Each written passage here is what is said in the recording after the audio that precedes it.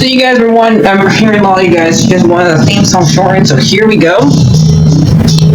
This girl reviews movies, games, and books. Sometimes she plays them. So does that, and when she does it with the cat, does that make her crazy? Does that make her crazy? Probably. So, it's shorter. There you go. CrazyCatLady or Martha Butler does not own any trailers or pictures.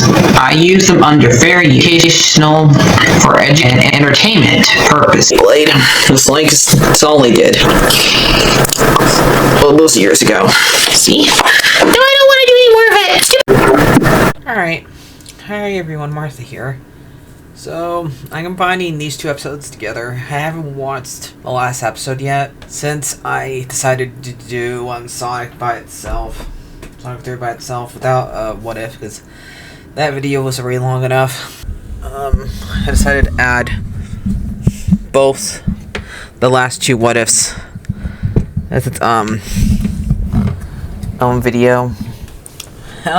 This one's a little bit confusing, because two characters that we've never seen before.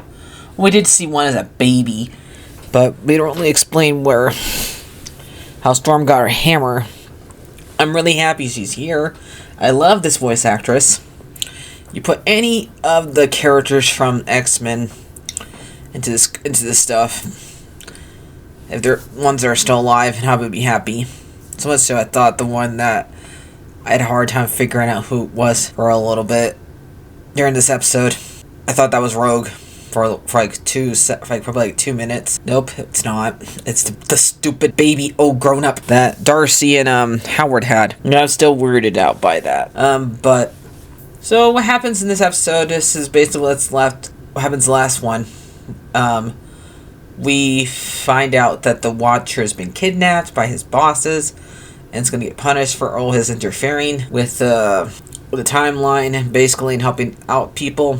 Captain Carter figured out what's going on by seeing three shards on the ground after she saved the Guardians of the Galaxy with hold on, what's her name? Nebula leading the Guardians of the Galaxy, and after they beat that octopus character attacking the sky and destroying them, trying to destroy the planet, we find the three shards, and they come up with, they had to do a solution for every single one of them. First, it's Birdie's turn. Like I said, this is the same as that character from episode where Darcy and Howard had a kid. One that I didn't really care for because I thought it was way too crazy. And this is from a person who calls herself CrazyCatLady.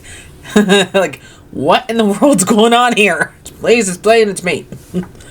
You guys are all fighting over an egg. So yeah, so now we get to see that little kiddo growing up, and I do love Storm here. I do really do. I really wish I knew how she got the hammer in this universe. We could have really used, I don't know, another episode here showing how these four characters meet. Kimoni, I have a hard time saying this Native American superhero's name. This is something like the third time I've seen her. I'm still learning how to say her name. I just really wish that we had an episode that showed how these characters met. That's all I really wish, because it went to this point way too fast, I think. The rest of it's fine, because they had to, anytime I hear, Storm's voice actress, it's really fun. Allison Seeley Smith does a really good job still. No matter how old she is, she still does a good time playing Storm. And even though her job didn't work, I did like the fact that they played heavy metal music when they were doing it. When she was making the lightning call with the thunder and hitting the shard, but we know that it didn't work. So Captain Carter decided their new plan is they have to go ask for an Ultron / a Vision who has all the Affinity Stones, and destroyed his planet to where it's only just him. So they decide that's what they're going to do the next day. Storm tries to give her a pep talk that she does not have to worry about her new friends, because Captain Carter does not want any more people getting hurt in her watch. So, but she still goes out on her own and gets captured by the Watchers bosses. I do know they have a different name, but I'm not going to call them Watchers bosses. I do like how at the beginning of this episode, the opening is not the Watcher talking, it's the bosses talking. So I do like that. And because anytime you pretty much do change a theme, change an opening to the original one, it's usually done really well. Rarely it's done poorly. So I did like that. And when you go to talk to Ultron, Vision, and he is kind of upset with himself because now he has nothing really to do anything. Because he did get peace, he got destroyed everybody in his universe. But now that that's done, there's nobody to talk to. The world's empty. So I think he kind of regrets doing that. And so much so, he does not even hurt Storm, Birdie, and Kameli, hopefully, and I'm sorry if I'm pronouncing her name wrong, and just tells them what happened to Peggy, and they decide to go after her, and that's where this episode ends. So I'm probably going to give this one, since the beginning of it was a little bit confusing, and it kind of had a lot of exposition in order to tell us what's going on here. Probably going to get it and give it like a 7 out of 10. So that's basically it for right now. I'm going to review the second part to this episode tomorrow, then I'll end this video, so be back in a bit, guys. Alright, so I'm back from watching the second part of this episode 8 of What If, and I think I like this part a little bit better than the first, and it's because it is focused on finishing this somewhat of a story that only really needed like 4 episodes out of the season were really needed, maybe 5. But because we really didn't need the ones that didn't mention what was going on with this trial. So that means since they brought Birdie in here, that 4th episode was needed. It's fine, just don't really care for that episode. So what happens is that they go you find out how you want to, since you find out the Watcher's real name in this part, becomes the Watcher and see him take the oath. Then after that we get back to the scene where he's being judged and about to be killed for interfering with whichever character he was watching too many times to count for his bosses. And they're gonna have to kill Peggy because Peggy was gonna come and try to stop them. Then before that happens, Ultron, the one from last part, came to distract these guys, since that doesn't kill them because that'd be way too easy. For what happens at the end of this episode, it'd be way too fast. They're just mainly there to get distracted and for them to Watu and Peggy to get inside the ship, and for them to come up with a new idea where to put the bosses so they can no longer use their powers. And they decided, okay, maybe we should take them to Doctor Strange's universe, since in his universe, he is the one in charge, and he can make it where you can't use your powers. Even though he is technically dead, he still has control over it, since he just basically is the universe of that world.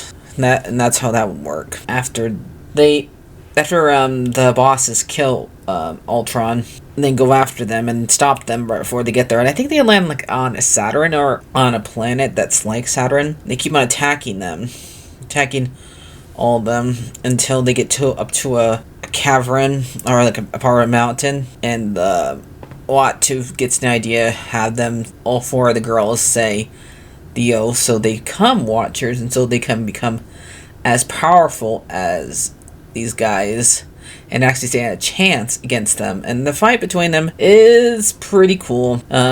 Hearing Storm do I am nature now, pretty good, pretty cool. I did like Kiamari's attacks that she did against the one she was fighting. Peggy's was pretty good too, and I guess Birdie's was fine. Then we have where they finally destroy the planet they're on, and they land on another one. And we find out there actually are in the universe that, well, first they like hold them. They're able to hold them down for a little bit, and Watu doesn't want to kill them. He wants to show what they're doing is wrong, and that they should not. The person who is watching should not be a nobody. He should be able to have his own life, basically, and not just sit there and watch for all eternity. He should be able to have friends and stuff like that. And after they try to attack them, Peggy, they try to like get rid of all these other versions of each character, because when they like straight up attack them, they try to erase every single version of them, so they would never existed, and everybody they have touched would not have been helped or been hurt. So Peggy decides to, I'm gonna attack these guys and sacrifice myself so her friends won't get destroyed. And then they land on the planet that has Stephen Strange controls, and makes them where they can no longer have their use their powers. And Watu makes his boss understand what he's doing is wrong, and they just reflect by watching the sun come up. And after they get them to agree not to kill or punish Watu, they honor Peggy by shielding her shield and moving it, and the episode ends with, and then they like show like a bunch of different versions of characters that we never get to see, because since this is the end of the series, I'm probably gonna give this one like an 8 out of 10. So that's basically it. It was a good episode, very good fighting, but we'll see. I think the next time we're gonna do an animation like this is Marvel Zombies, so we'll see how that is. So I'll see you guys later. Like, favorite, and subscribe. And I only got 2 more videos to do this year. Can you guys get me up to 900 for the end of the year? Hopefully. So I'll see you guys later. Bye bye.